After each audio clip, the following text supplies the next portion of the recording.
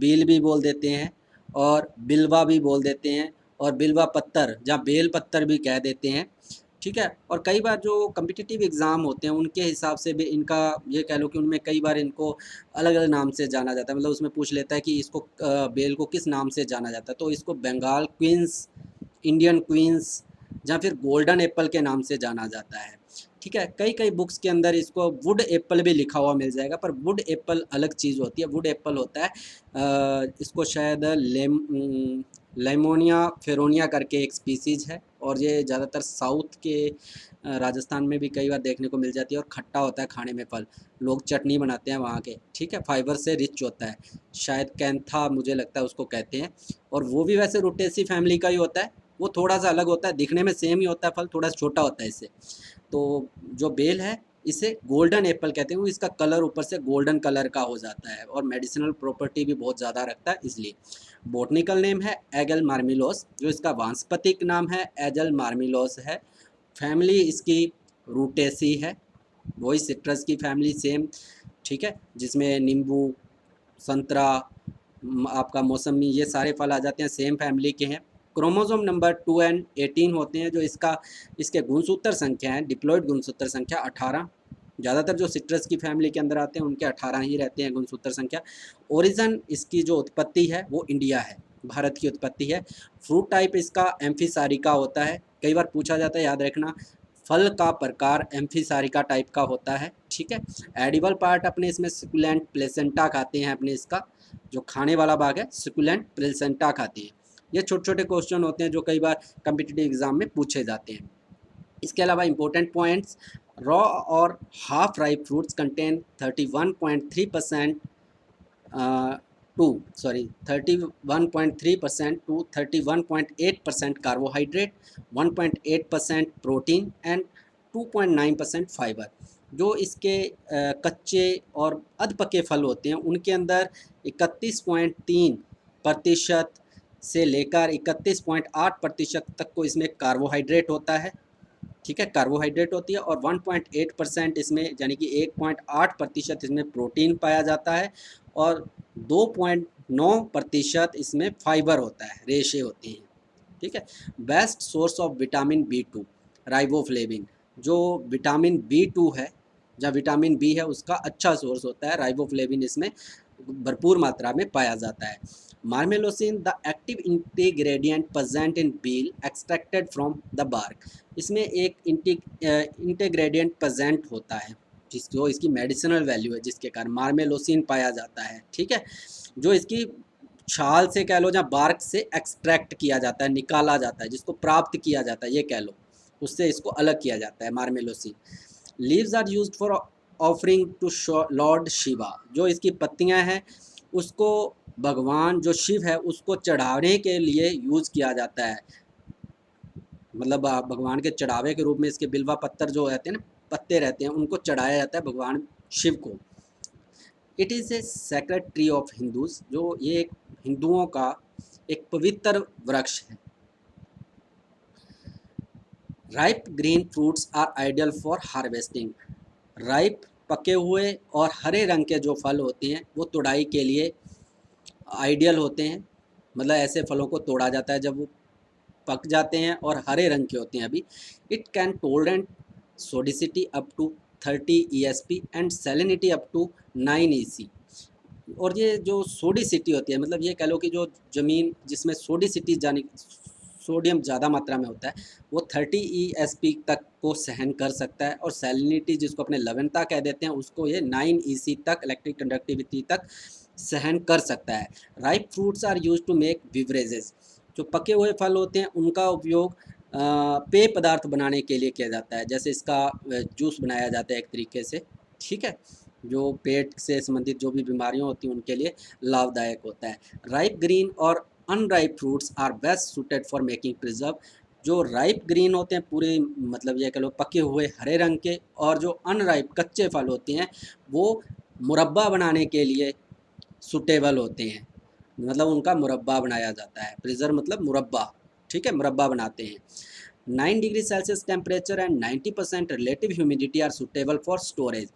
9% 9 degree जो तापमान है ठीक है, और साथ में 90% रिलेटिव ह्यूमिडिटी इसके जो भंडारण के लिए ठीक रहती है। मतलब इसको जो भंडारित करते हैं लंबे टाइम तक, अगर इसको भंडारित करके रखना है तो जो टेम्परेचर है वो 9 डिग्री सेल्सियस रखा जाता है, और 90% उस जहाँ पे भंडारण का कक्ष होता है, जहाँ कोई कमरा रूम होता है, वहाँ पे 90% रिलेटिव ह्यूमिडिटी अपेक्षित आर्द्रता रखी जाती है।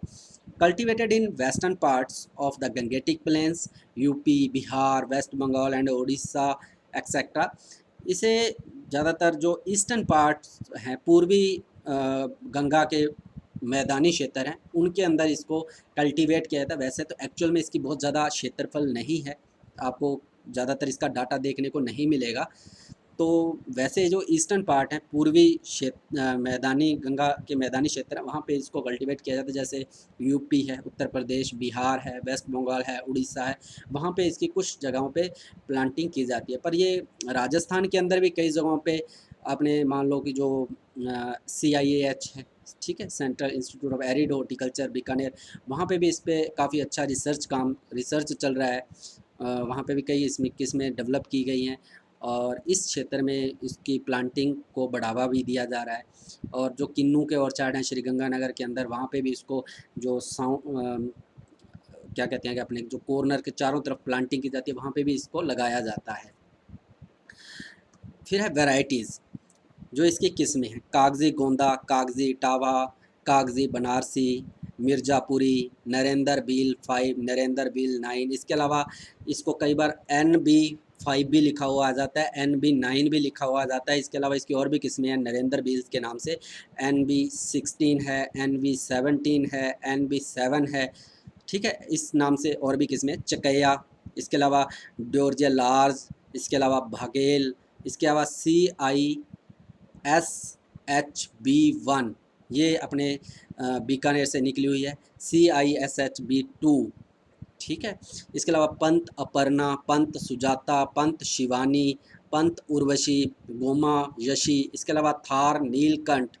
याद रखना, कई बार पूछी गई ये किस्म थार नीलकंठ किसकी किस्म है। थार नीलकंठ और भी कई किस्में थार के नाम से निकली हुई हैं, पर थार नीलकंठ जो किस्म है वो बेल की है। फिर है क्लाइमेट एंड सोयल, सब tropical tree but can also grown in the tropics.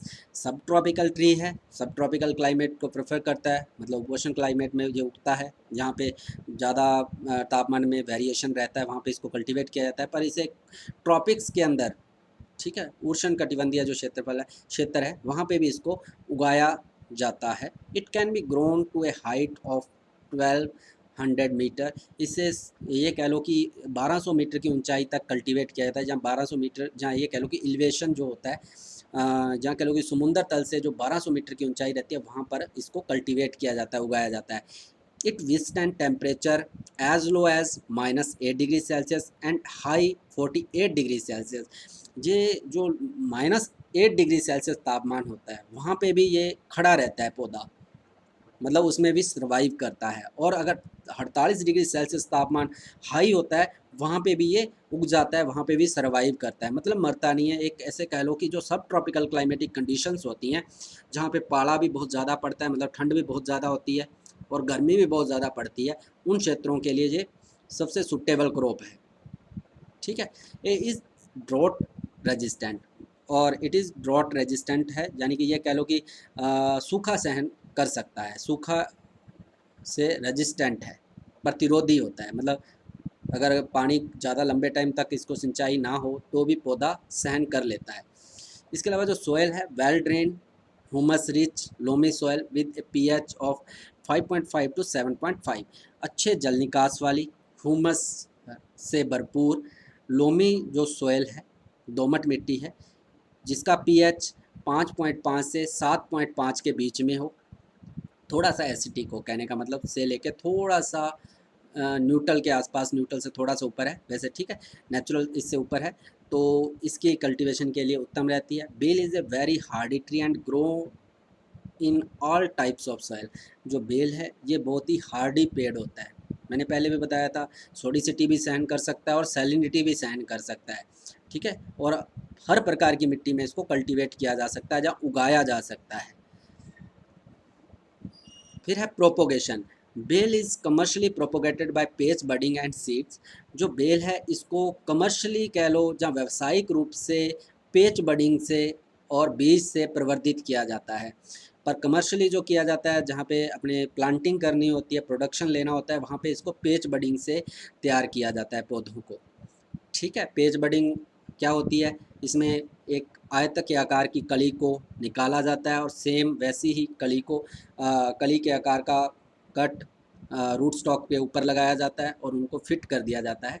ठीक है, जिन पौधों की छाल थोड़ी मोटी होती है उनके अंदर ज़्यादातर पेच बडिंग की जाती है। फिर है बेस्ट टाइम फॉर पेच बडिंग इज़ जून टू जुलाई। जो उपयुक्त समय होता है पेच बडिंग का, ठीक है, कलिकायन जिसको कहते हैं पेच बडिंग का, वो जून से जुलाई का होता है। जून से जुलाई के अंदर इसमें पेच बडिंग से पौधे तैयार किए जाते हैं। फिर है planting. Planting is done from June to July and the beginning of the rainy season. Planting है जो रोपण है वो जून से लेकर जुलाई तक किया जाता है।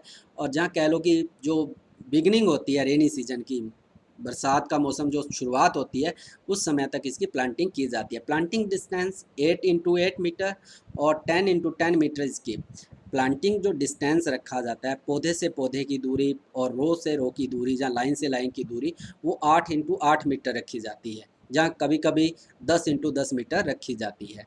Pit of size 60 to 75 centimetre cubic centimetre are dug. जो खड्डे होते हैं वो 60 से 75 क्यूबिक या घन सेंटीमीटर आकार के खोदे जाते हैं, जिसमें मान लो कि 75 गहरे होंगे, 75 चौड़े और 75 लंबाई में खड्डे खोदे जाते हैं। Manure and fertiliser. Practically there is no manure and fertiliser given to bael. जो बेल है इसको प्रैक्टिकली कह दें या प्रायोगिक रूप से ना कोई खाद दी जाती है, ना कोई फर्टिलाइज़र दिया जाता है। ठीक है, वैसे नहीं दिया जाता, पर application of manure definitely help in flowering and fruiting. अगर अपने एप्लीकेशन देते करते हैं, मैन्योर और फर्टिलाइज़र देते हैं, तो ये डेफिनेटली कह लो, जहाँ ये कह लो कि पक्के तरीके से ये फलन, जो फ्लोवरिंग होती है, जो पुष्पन होता है और फलन होता है, उसको बढ़ाती है। वैसे तो नहीं दिया जाता, प्रैक्टिकली कह दो कि नहीं देते किसान, पर हाँ अगर इसको दिया जाए तो इसकी फ्लोवरिंग और फ्रूटिंग में बढ़ोतरी होगी, वो बढ़ेगी। ठीक है, apply 30 kg FYM per year at the onset of monsoon. और इसके लिए 30 किलो गोबर की खाद प्रति वर्ष जब मानसून सेट होता है, जब मानसून शुरुआत होती है, उस समय देनी चाहिए। इसके अलावा also 500 grams of nitrogen given in 2 splits of 250 grams each in February and again in June. इसके अलावा 500 ग्राम नाइट्रोजन को 2 स्प्लिट के अंदर 2 भागों में बांट लेते हैं, 250 ग्राम के 2 टुकड़ों में। एक को फरवरी के अंदर देते हैं और दूसरी बार फिर उसी जो बच गई रिमेनिंग 250 ग्राम उसे जून के अंदर देना चाहिए, जहाँ कह लो कि दिया जाता है। फिर irrigation and interculture. Irrigation is done from time to time in the first year of planting. जो सिंचाई है उसे समय समय पर, जो पहला वर्ष होता है प्लांटिंग का, रोपण का, उस समय देनी चाहिए। इरिगेशन वंस और twice after fruit set help in better fruit retention, size and quality. Irrigation एक बार या फिर 2 बार, जैसे ही फल सेट हो जाता है, फलन लग जाते हैं फल, ठीक है, मतलब पोलिनेशन वाली प्रोसेस पूरी हो जाती है और उसमें फल बनने स्टार्ट हो जाते हैं, उस समय अगर एक बार जब 2 बार सिंचाई करते हैं तो इससे फलों की जो रिटेंशन होती है, ठीक है, वो अच्छी हो जाती है, साइज़ फलों का अच्छा बन जाता है और क्वालिटी में भी सुधार होता है, फलों की गुणवत्ता अच्छी हो जाएगी। ए shallow hoeing at the end of monsoon will keep weed under control. एक उथली गुड़ाई कह लो, निराई, ठीक है, मानसून के अंत में जब मानसून ख़त्म हो जाता है, इससे जो आपकी खरपतवार है वो कंट्रोल में रहती है, ठीक है, नियंत्रण हो जाता है अगर एक बार अपने हल्की गुड़ाई कर देते हैं मानसून के बाद। फिर है training and pruning. New plants require staking initially for uprightness. जो नई प्लांटिंग होती है, जैसे अपने फील्ड में प्लांट नया लगाया, उसको स्टेकिंग की जाती है, उसको सहारा दिया जाता है, उसको बैम्बू की स्टिक साथ में लगाई जाती है, जिससे कि जो आपका पौधा है वो सीधा खड़ा रहे, स्ट्रेट खड़ा रहे। ठीक है, lateral branches are allowed to grow above a height of 1 metre above the ground. जो लेटरल ब्रांचेज होती हैं, यानी कि जो शाखाएं होती हैं, पार्श्व शाखाएं, उनको ज़मीन से 1 मीटर की ऊंचाई के ऊपर बढ़ने दिया जाता है। इससे नीचे कोई शाखा निकलती है उसको हटा देती है, ठीक है। जिगजैग और criss cross branches should be remove. इसके अलावा जो एक दूसरे को काटती हैं, जहाँ क्रिस क्रॉस शाखाएं होती हैं, उनको हटा देना चाहिए। Flowering and fruiting. Seeded plant bear fruits at the age of 7 to 8 years, while budded plants start bearing fruits in 4 to 5 years. जो सीड से पौधे, बीजू पौधे होते हैं, या कह लो जो बीज से पौधे तैयार किए हुए होते हैं, वो 7 से 8 साल की जब एज हो जाती है तब फलन देते हैं। जबकि जो बडिंग से, जैसे पेच बडिंग या टी बडिंग से पौधे तैयार किए हुए होते हैं, जो कायिक विधियों से तैयार पौधे होते हैं, वो 4 से 5 साल के अंदर फलन में आ जाते हैं, फल देना स्टार्ट कर देते हैं। It starts flowering in May and gives fruit in late May to June. जो ये फ्लोवरिंग स्टार्ट करता है, मतलब इसमें जो फ्लोवरिंग शुरुआत होती है वो मई के अंदर होती है, और फल ये मई से जून के अंत में देता है। मतलब ये मान लो कि लगभग 10 महीने लेता है। It takes about 10 months for the fruits to mature. लगभग 10 महीने ये फल लगने से लेके मैच्योर होने तक को इसको लगते हैं। मतलब मई के अंदर अगर इसमें फ्लोवरिंग हुई तो मई से लेके, अगले मई से लेके जून तक फल पकते हैं, ठीक है। फिर है हार्वेस्टिंग।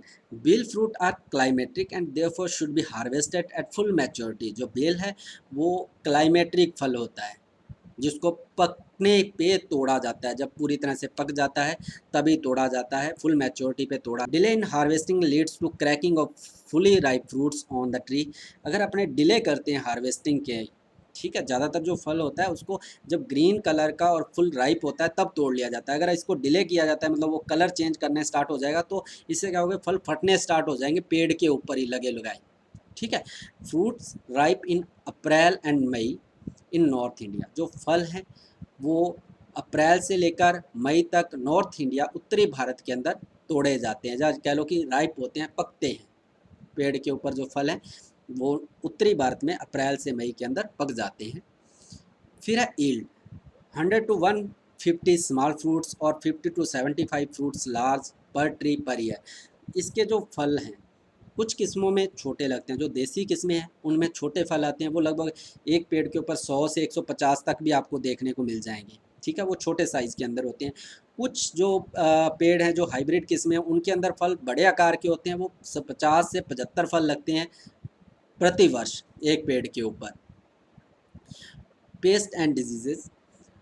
वैसे तो जो बेल है इसके अंदर कोई खास इंसेक्ट पेस्ट डिजीज़ का अटैक देखने को नहीं मिलता, फिर भी इसमें कैंकर जो एक इसकी इम्पोर्टेंट डिजीज़ है वो देखने को मिलती है। जैंथोमोनास विल्वई के कारण ये होती है, कॉजल ऑर्गेनिज्म है। On the affected parts of leaves, twigs, thorns, fruits appear as a clear circle on the affected area. जो भी पौधे के प्रभावित पत्तियां हैं, जहाँ ट्विग्स हैं, जहाँ कांटे थॉर्न्स हैं, जब फल हैं, उनके ऊपर ये एक साफ सर्कल के रूप में देखने को मिल जाएंगे। जैसे कैंक्रस ग्रोथ होती है ना, कोर की ग्रोथ होती है, जैसे सिट्रस के अंदर आपको देखने को मिलती है, नींबू के अंदर ऊपर हल्की सी जैसे जंग सी हो ऊपर फल के ऊपर, सेम वैसी ही इसके अंदर आपको देखने को मिलेगी, ठीक है। कंट्रोल है the affected part should be removed and destroyed. जो भी अफेक्टेड पार्ट होता है, जहाँ पे भी आपको लगता है कि कोई ट्विग्स के अंदर कैंकर लग रहा है, पत्तियों के अगर लग रहा है, उसको रिमूव कर देना चाहिए, हटा देना चाहिए और उसको नष्ट कर देना चाहिए। इसके अलावा स्प्रे 1% वोडोक्स मिक्सचर और स्ट्रेप्टोमाइसिन सल्फेट 200 ppm। इसके अलावा बोडोक्स मिक्सचर का 1% का, या फिर स्ट्रेप्टोमाइसिन सल्फेट 200 ppm का छिड़काव करना चाहिए। Thank you.